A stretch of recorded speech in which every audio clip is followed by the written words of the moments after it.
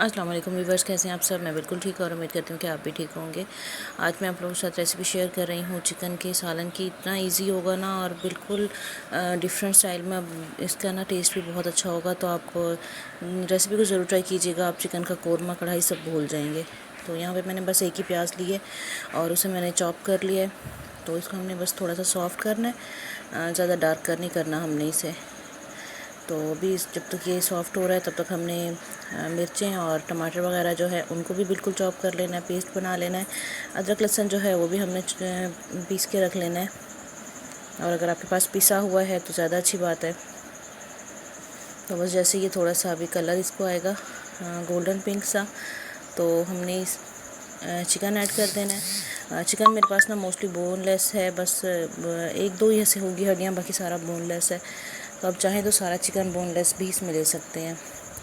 तो अभी हमने इसको थोड़ा सा अच्छे से इसमें पकाना है। अच्छा, आप यहाँ ढक्कन देके रख देना, तो ये चिपकेगा नहीं और ये ना रेशा रेशा भी नहीं होगा।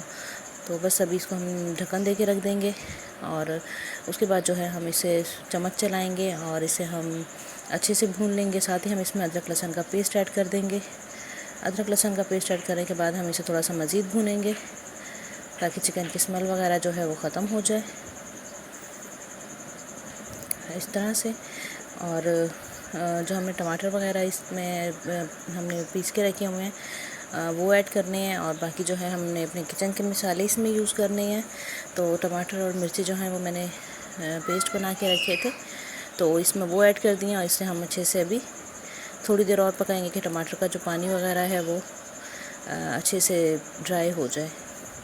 अच्छा, मेरी कुछ तबीयत ठीक नहीं है, जिसकी वजह से आवाज़ थोड़ी सी शायद आहिस्ता भी होगी और चेंज भी होगी, तो आपने इसको बस इग्नोर करना है। और आप लोगों ने वीडियो को लाइक एंड शेयर करना है, और स्पेशली बेल आइकन को प्रेस कर दिया करें, चैनल को सब्सक्राइब कर दिया करें।